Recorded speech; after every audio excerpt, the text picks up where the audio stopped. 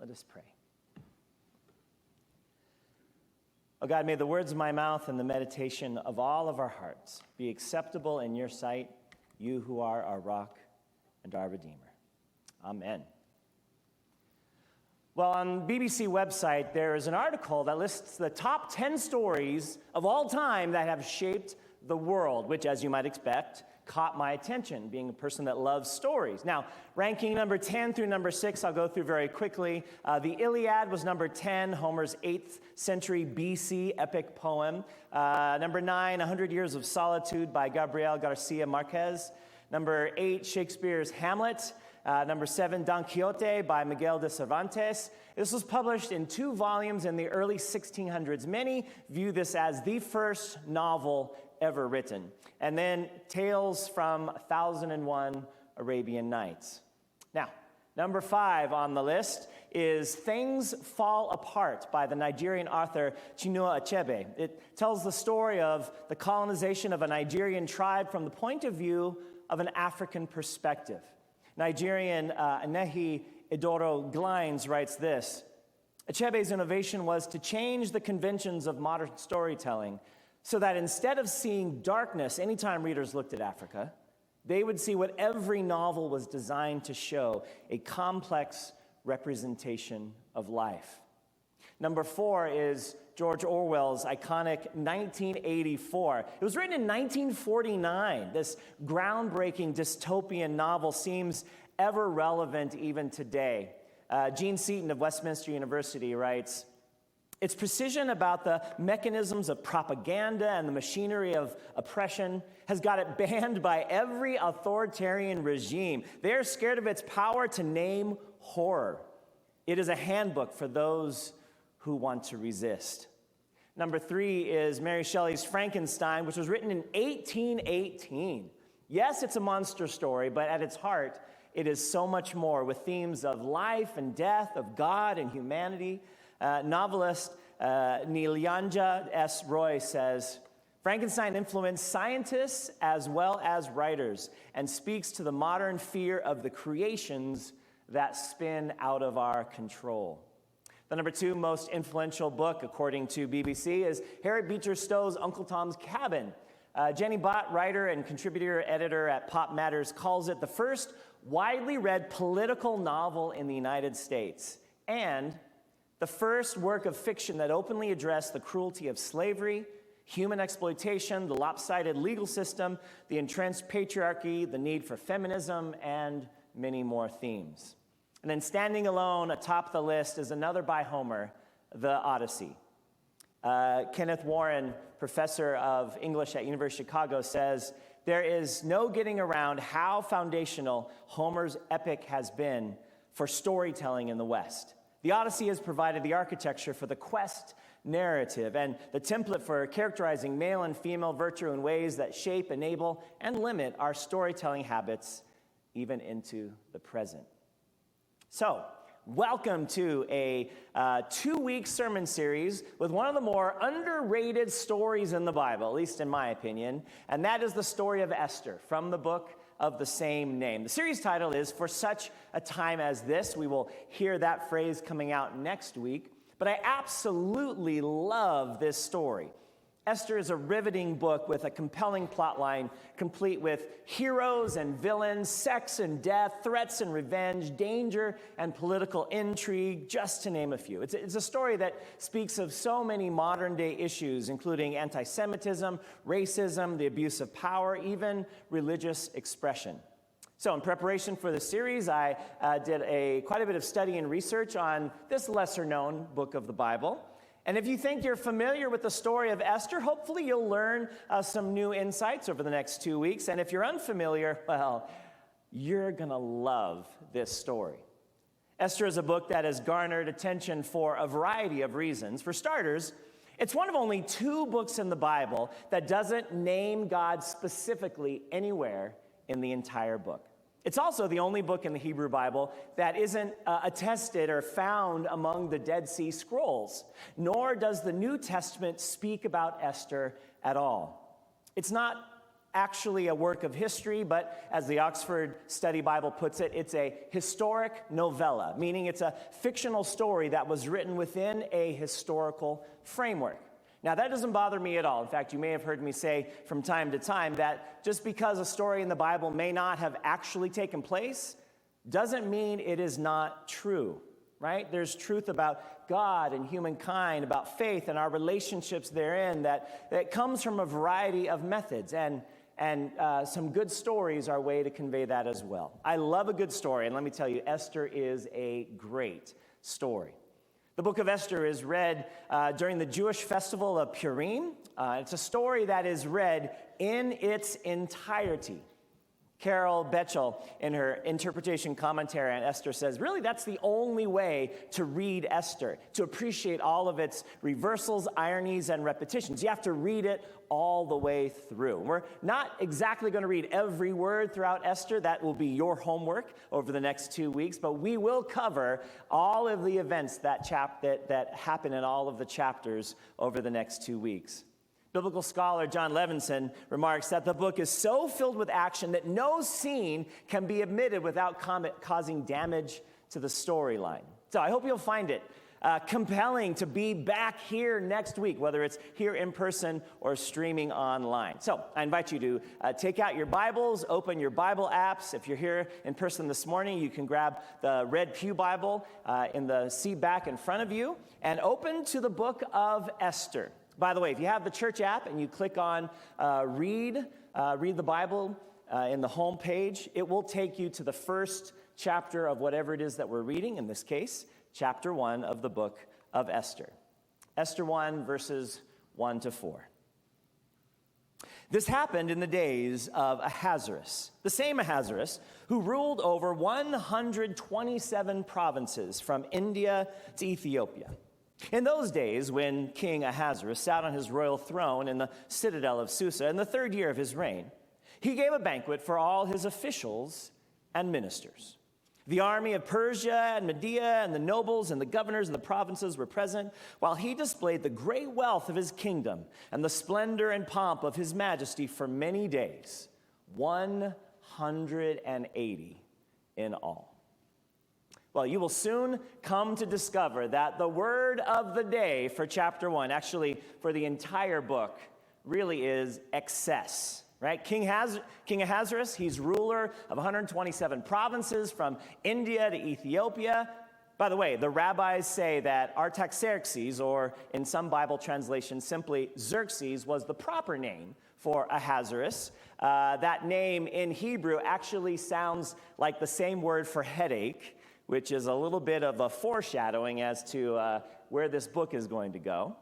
King Ahasuerus doesn't just sit on any throne. It says he sits on a royal throne, but we have to wonder, is there any other kind of throne than a royal throne? He decides to have a small dinner party for a few friends, right?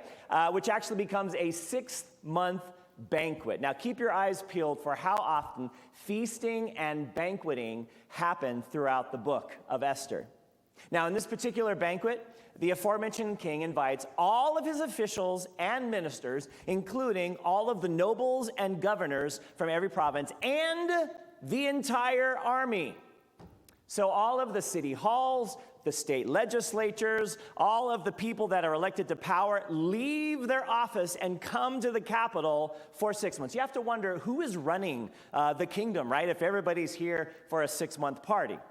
Now remember, this is all about excess, right? And guys, can you imagine getting permission from your partner to attend this by saying, yeah, no big deal, I'm going over to this party. I'll see you in July when it's over, right?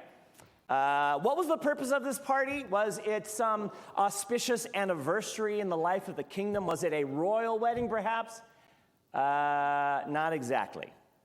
Just because the king wanted to show everyone how much cool stuff he had is basically why he did this, right? He displayed the great wealth of his kingdom and the splendor and pomp of his majesty, or of his majesty for many days. Verse 5. When these days were completed, the king gave for all the people present in the citadel of Susa, both great and small, a banquet lasting 7 days in the court of the garden of the king's palace. So, what do you do when you have a fabulous 6-month mega party? How do you follow it up? You throw another week-long after party of the mega party, and you invite all the inhabitants of the capital city of Susa to join you, right? Well, at least he's magnanimous in inviting everyone to the party, both great and small. And the narrator then in the story starts listing all of the stuff that is in great King Ahasuerus' palace that he was showing off. Curtains and hangings and cords and rings and pillars and linens and couches, not to mention the fabulous tile work that he had imported. You just have to see it. It's to die for, right? And of course, when you have parties, alcohol was flowing freely. Verse 7 and 8.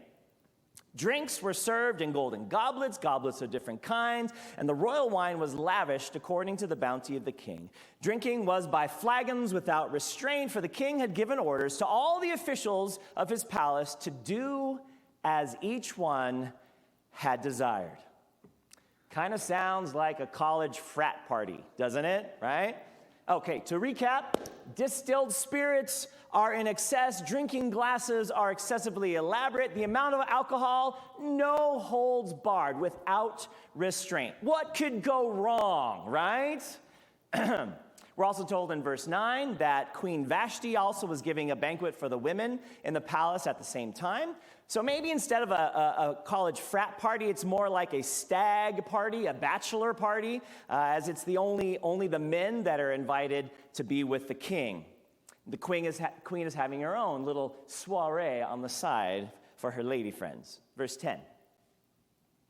On the 7th day, when the king was merry with wine, he commanded Mehuman, Biztha, Harbona, Bigtha, and Abagatha, and Zethar, and Carcass, the 7 eunuchs who attended him, to bring Queen Vashti before the king, wearing the royal crown, in order to show the peoples and officials her beauty, for she was fair to behold. So after months, literally months, 6 months of showing off how fabulous his palace was, the king decides the only way to culminate this 187-day party is by showing off one more fabulous item, his smoking hot wife.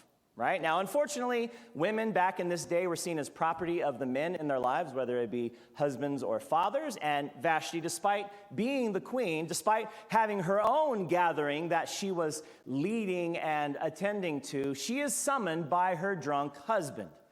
And not to seem like overkill of anything, but he sends 7 servants to fetch her. 7. Why so many? Remember, in the Bible, numbers always mean more than just the number.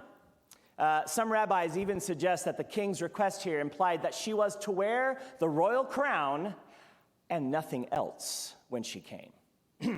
Well, we soon see that's not the way Queen Vashti rolls.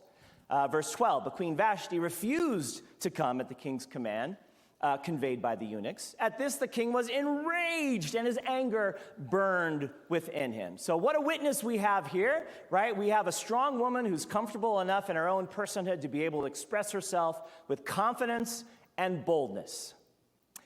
Did not go well in the eyes of the king. He wasn't just upset.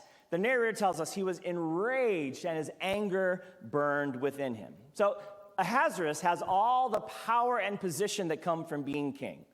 But evidently, he does not have the interpersonal relationships needed to truly communicate with his wife effectively. John Levinson says the initial impression we get about the king is that he's a spoiled playboy who overindulges in physical pleasures and lacks a moral compass. Frederick Buechner, in his book Peculiar Treasures, is a bit more harsh. He writes, King Xerxes of Persia, otherwise known as Ahasuerus, has the distinction of being the only person in the Bible whose name begins with an X. There's not much else you can say for him. He was a blowhard and a show-off, and anyone with an 8th grade education could wrap him around his or her little finger without even trying, as we're about to see. Well, this so angered the king. He is so flabbergasted, so flummoxed, so taken aback, he doesn't even know what to do with this queen's refusal. So he calls his 7 attorneys and asks how he can prosecute the queen to the fullest extent of the law. which sounds kind of funny, right, for us today until we realize, oh, he was completely serious. And so were his lawyers. Verse 16. Not only has Queen Vashti done wrong to the king, the lawyers argue, but also to all his officials and all the people who are in all the provinces of King Ahasuerus. Did I mention that the theme is extremes and excess here in this chapter? For this deed of the queen, they said, will be made known to all women, causing them to look with contempt upon their husbands, since they will say, King Ahasuerus commanded Vashti to be brought before him, and she did not come. This very day, the noble ladies of Persia and Media who have heard of the queen's behavior, they will rebel against the king's officials, and there will be no end to contempt and wrath. So let me sum up. You can't let her get away with this, the lawyers argue. This isn't just an affront to you. This is an affront to all men everywhere in the 127 provinces that we call our kingdom. Once word gets out, women will be following in her footsteps. They'll be refusing to come at our beck and call. Soon they'll be marching in the streets, right, demanding equal pay for equal work, the right to vote, maternity leave. It'll get crazy. The men are obviously feeling quite threatened here. So guess what their brilliant solution to the Vashti problem that the king has is? They suggest banishing her from your presence, O king, dismiss her as queen, and proclaim to all the 127 provinces that women must honor their husbands. End of discussion. Now, the king, seemingly unable to make a decision by himself, agrees with their suggestion. Verse 21. The advice pleased the king and the officials, and the king did as Memucan had proposed. He sent letters to all the royal provinces, to every province in its own script, and to every people in its own language, declaring that every man should be master of his house. Really? That's their solution. All right. For a group of men who seem to not want word about Vashti's rebellion to get out, they're going through a lot of trouble to make sure that everyone knows exactly what happened, right? And exactly what she did. Well, knowing what we know about the king, it kind of makes us wonder if the former queen, the now former queen, might not have been all too upset about being relieved of her duties, right? When we get to chapter 2, the mood has decidedly changed. Kara Betchel notes, gone are the lawyers and the secretaries, the caterers and the guests, the pomp and the circumstances. Gone, too, is the king's anger. He's lonely and depressed. His hungover has worn off. He's wondering if he made the right choice the night before in dismissing his queen. Chapter 2, verse 1. After these things, when the anger of King Ahasuerus had abated, he remembered Vashti and what she had done and what had been decreed against her.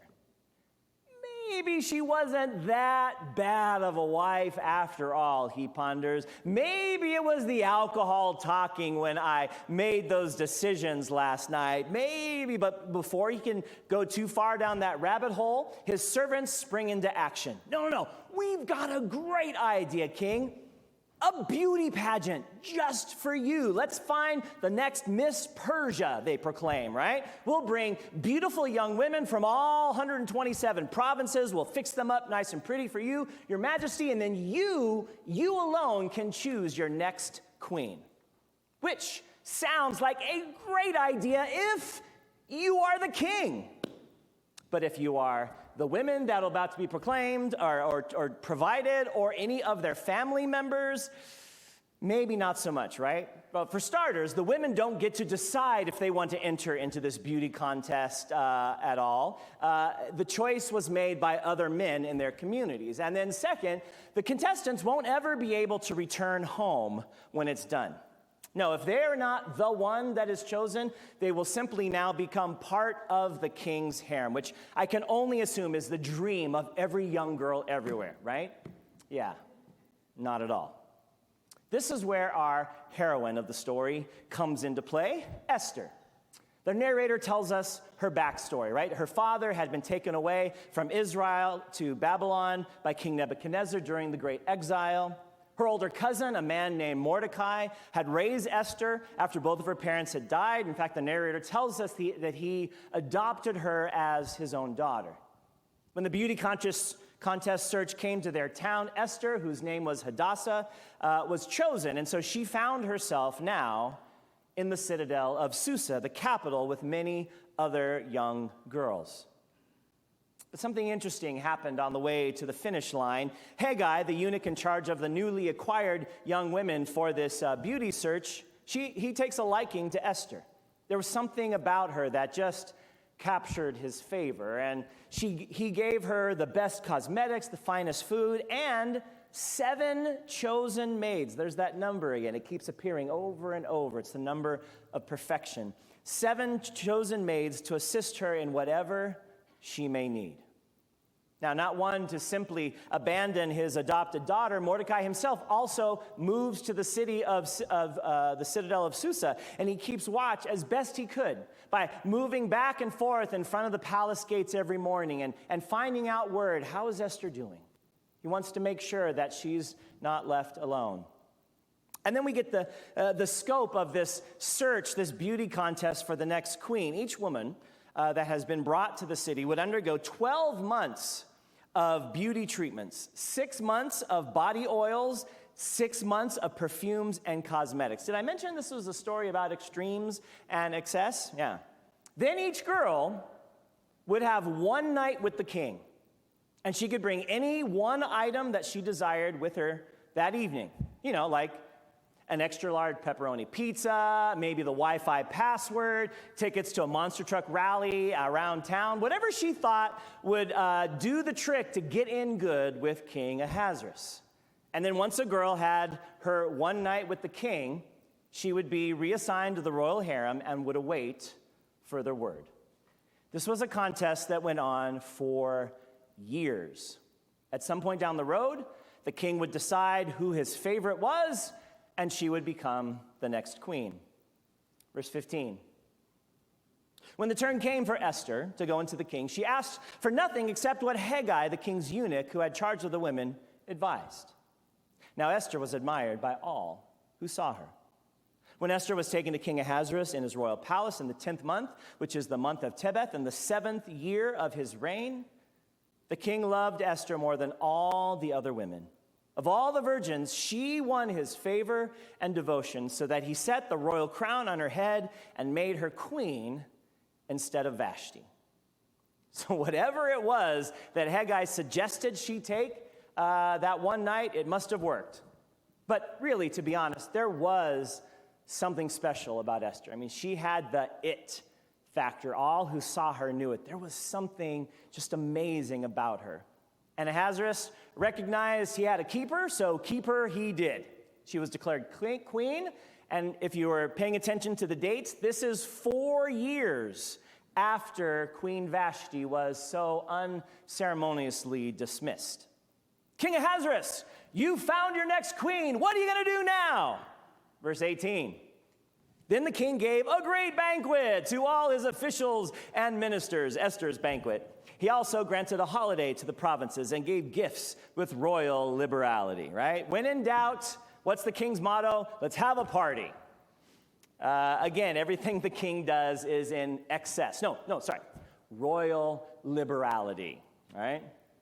And then almost written as a postscript, we get this peculiar story tacked on at the very end of chapter 2. In those days, while Mordecai, her uncle/adopted father, was sitting at the king's gate, Bigthan and Teresh, 2 of the king's eunuchs who guarded the threshold, became angry and conspired to assassinate King Ahasuerus. But the matter came to the knowledge of Mordecai. He told it to Queen Esther. Esther told it to the king in the name of Mordecai. And when the affair was investigated and found to be so, both men were hanged on the gallows. And it was recorded in the book of the annals of the presence of the king. Now remember, this is a great story, and there's got to be more intrigue, danger, and destruction ahead. So while hanging out at his usual place around the front of the gates, Mordecai just checking in to make sure Esther is doing well, he uncovers an assassination plot. He overhears two of the eunuchs plotting against the king. He gets word to Esther, Esther gets word to the king, and the two conspirators are executed. In fact, the storyteller says they were hanged on the gallows, but the Hebrew word here literally means on a tree, which implies impalement. And this was a practice in Persia during these days. So think of it, instead of a hangman's noose, a giant skewer on which these men were placed. It was meant to disgrace the guilty and to discourage anyone else from messing with authority. And to make everything official, the report gets recorded in a big book of the kings somewhere. Now, at this point in the story, things seem to be going well for our heroine Esther. She's the new queen, and everybody, including the king, loves her. She's helped foil an assassination plot that her adopted father, Mordecai, discovered. And to say that life seems to be moving along swimmingly would be an understatement. Enter the villain in our story, chapter 3. After these things, King Ahasuerus promoted Haman, son of Hammedatha the Agagite, and advanced him and set his seat above all the officials who were with him. And all the king's servants who were at the king's gate bowed down and did obeisance to Haman, for the king had so commanded concerning him. But Mordecai did not bow down or do obeisance.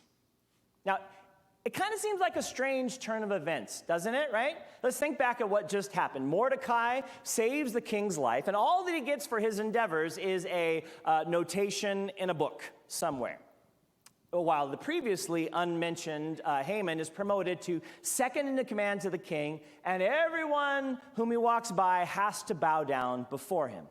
And everyone does, except one person, Mordecai. Now, we don't know why Mordecai won't bow down. We assume it has something to do with his faith and as being a follower of God, of Yahweh.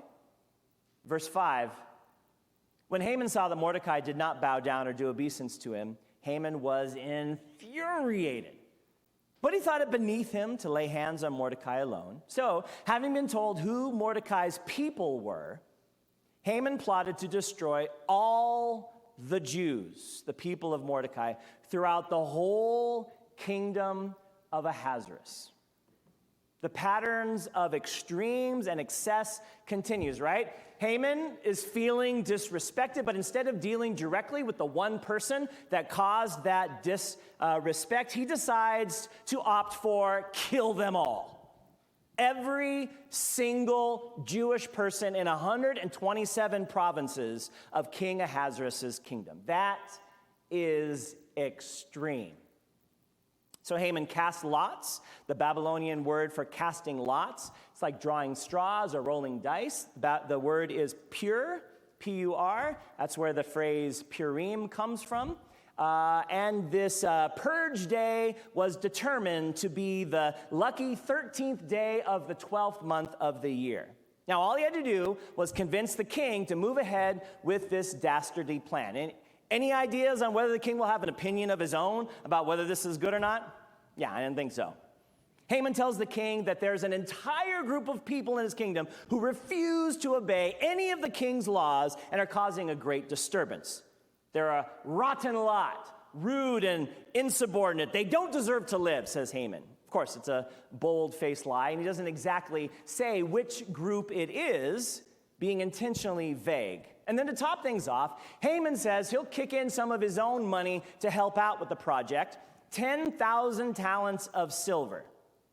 Biblical scholars estimate 10,000 talents of silver to be the modern equivalent of hundreds of millions of dollars. At that time, it would have been roughly 2/3 of Persia's annual income. So maybe it was like boasting. Remember when you're a kid and you say something like, I bet you $1 gazillion you can't eat a whole box of Twinkies, right? You don't actually have that, but you're just saying that to kind of dare people into doing something you want done. Or maybe it's simply just an exaggeration in a story full of excess and exaggerations. Verse 10. So the king took his signet ring from his hand and gave it to Haman, son of Hammedatha the Agagite, the enemy of the Jews. The king said to Haman, the money is given to you and the people as well, to do with them as it seems good to you. So here the king is basically giving him, Haman, the equivalent of a blank check. He's given him his signet ring. And any decree that is written and then sealed by the king's ring, it's as if the king himself had made the decree. And so Haman now has carte blanche to do what he wants to the Jewish people throughout the 127 provinces of the kingdom. Haman gets the king's secretaries to work on drafting this masterpiece of an edict. It's translated into every language of the people who lived in the 127 provinces of the king. Verse 13, letters were sent by couriers to all the king's provinces, giving orders to kill, destroy, and annihilate all Jews, young and old, women and children, in one day, the 13th day of the 12th month, which is the month of Adar, and to plunder their goods. So on this national purge day, any citizen can destroy, kill, and annihilate all Jews, and take their stuff as well by order of the king, or at least the king's ring. Why? Because one man, Haman, got bent all out of shape when one other man wouldn't bow down and say, "Oh, you're the greatest." Have I mentioned this is a story about extremes?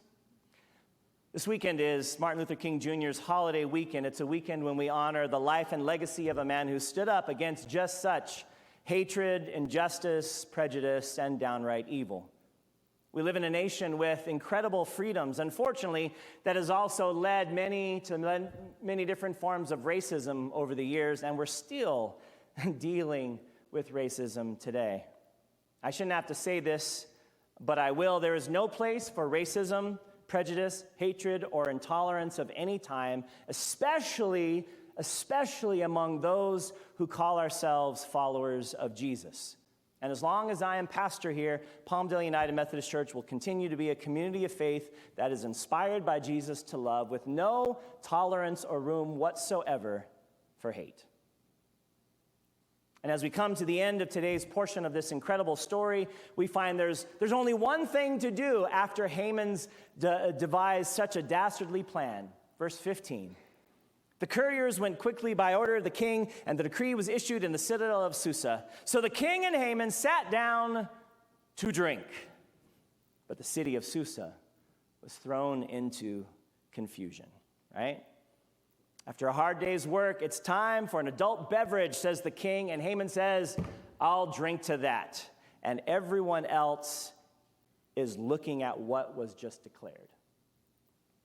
So, I have to ask, what is your impression of the illustrious King Ahasuerus and his right-hand man, Haman?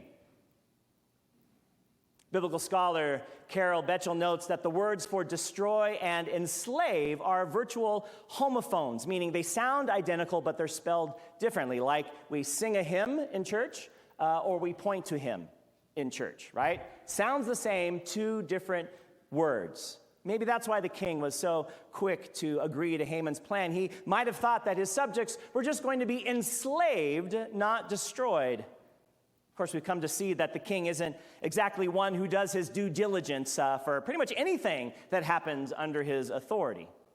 Nevertheless, once this edict by Haman has been written down and stamped with the king's signet ring, all sales are final.